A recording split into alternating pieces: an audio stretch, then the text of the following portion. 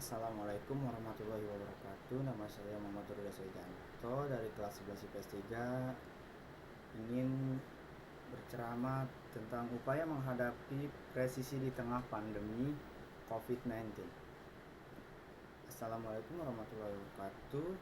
Bismillahirrahmanirrahim. Wassalatu wassalamu ala asrofil anbiya'i wal mursalin Sayyidina Muhammadin wa ala alihi wa sahbihi ajma'in amma ba'du.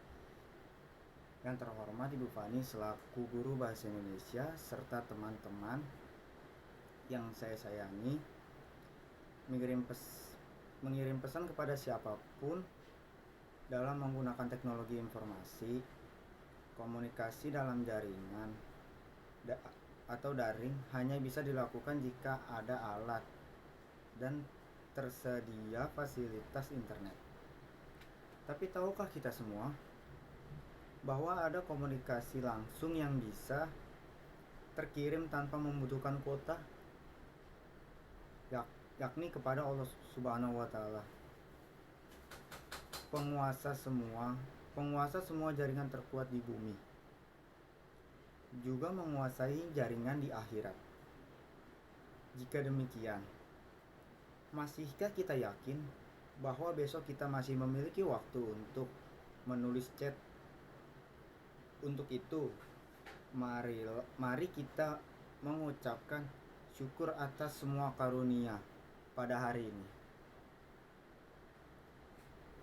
Jika Nabi dan Rasul yang pertama hingga ke-24 dikirim ke bumi mengajarkan kebenaran hanya untuk kaumnya, maka berbeda dengan Rasulullah, Nabi terakhir, Nabi Muhammad SAW, yang dikirim ke bumi untuk seluruh kaum. Untuk itu, mari kita kirimkan salam dan sholawat kepadanya.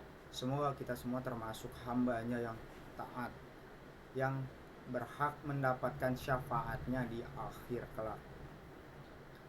Hadirin yang bahagia, betapa besar kebahagiaan yang saya peroleh hari ini.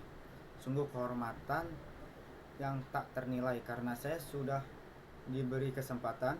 Pada kesempatan kali ini saya akan menyampaikan upaya dalam menghadapi resisi di tengah pandemi COVID-19. Mungkin istilah resisi ini terdengar asing di telinga karena baru saja kalian dengar atau bisa jadi tidak paham makna dari kata resisi tersebut.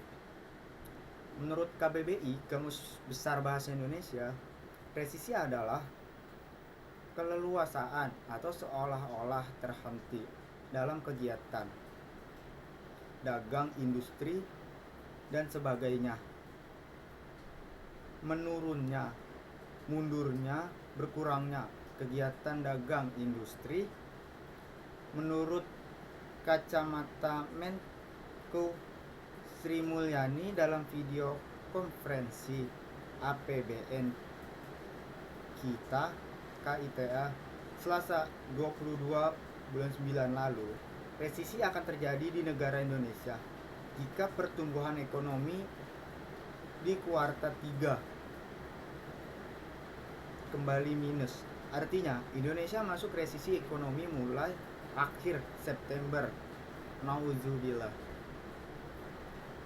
Hadirin sekalian, jikalau Indonesia terkena badai resisi, dampak buruknya pasti didasarkan masyarakat. Akan terjadi gelombang pemutusan hubungan kerja atau PHK yang lebih besar dari sebelumnya. Seperti yang dilansir kompas.com, hingga akhir Juli tercatat sudah 3,5 juta lebih yang di PHK. Tidak disaksikan lagi angka kemiskinan pun bakal melonjak jika banyak orang kena PHK. Otomatis tidak punya penghasilan atau gaji.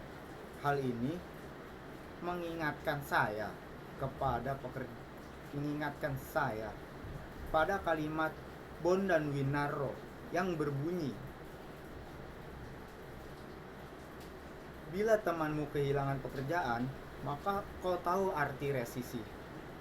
Dan bila giliranmu kehilangan pekerjaan, maka barulah kau tahu resisi?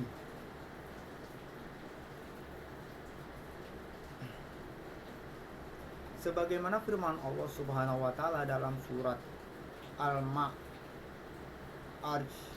ayat 19 sampai 21. Sesungguhnya manusia diciptakan bersifat keluh kesah lagi kikir. Apabila ia ditimpa kesusahan, ia berkeluh kesah, dan apabila ia mendapat kebaikan, ia amat kikir. Hadirin yang dimuliakan Allah Subhanahu wa taala.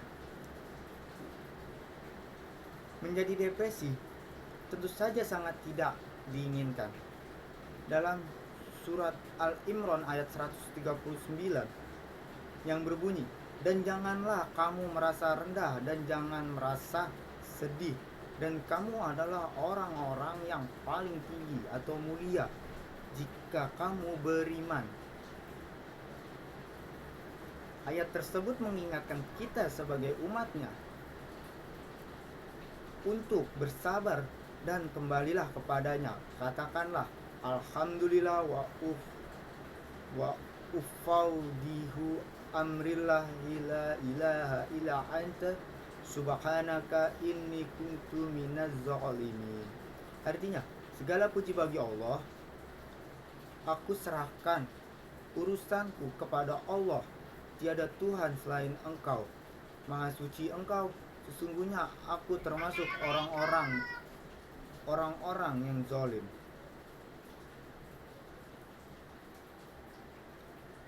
Resisi tidak akan bertahan selamanya.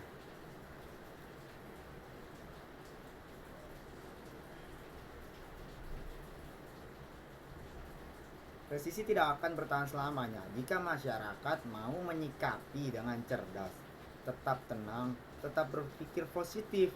Selain mendukung pemerintah menerapkan protokol kesehatan selama new normal, kita juga perlu berupaya mengikuti saran ahli ekonomi. Berikut ini. Yang pertama, prioritaskan uangmu hanya untuk membeli kebutuhan pokok yang mendesak. Kurangi konsumsi belanja apalagi menyangkut keuangan. Belajar hidup prihatin.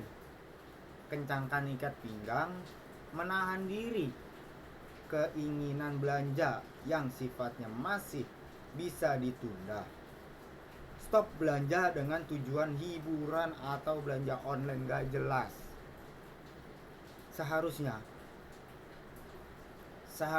bisa berhemat dari uang transportasi selama beraktivitas di rumah.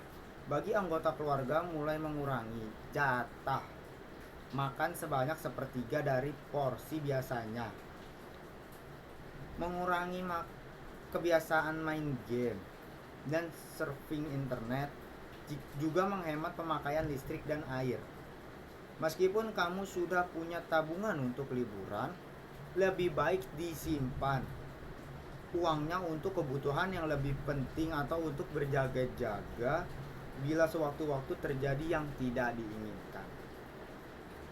Yang kedua, penuhi kebutuhan pangan dengan budaya sendiri.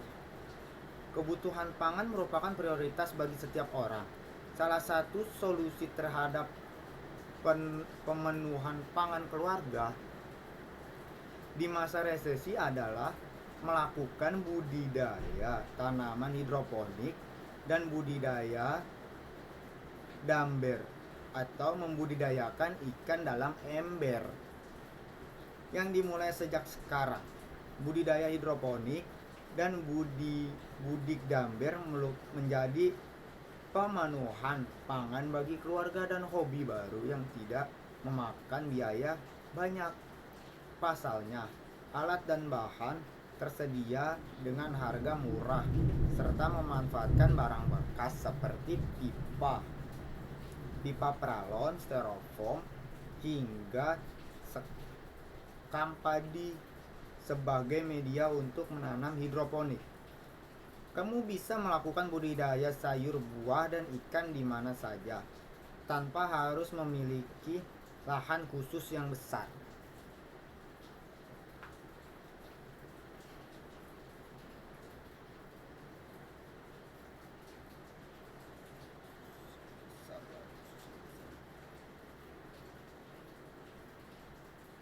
Kamu bisa melakukan budidaya sayur, buah, dan ikan di mana saja tanpa harus memiliki lahan khusus yang besar untuk budidaya. Bisa di balkon, balkon teras, atau halaman kecil sekalipun.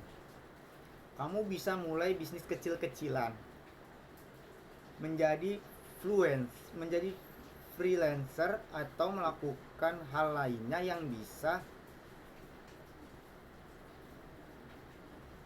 dilakukan untuk menambah pemasukan agar bisa memenuhi kebutuhan hidup sehari-hari.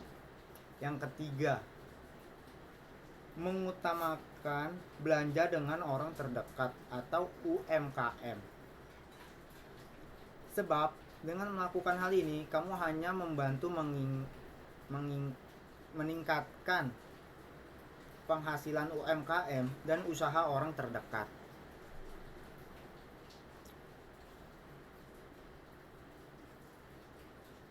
Tetapi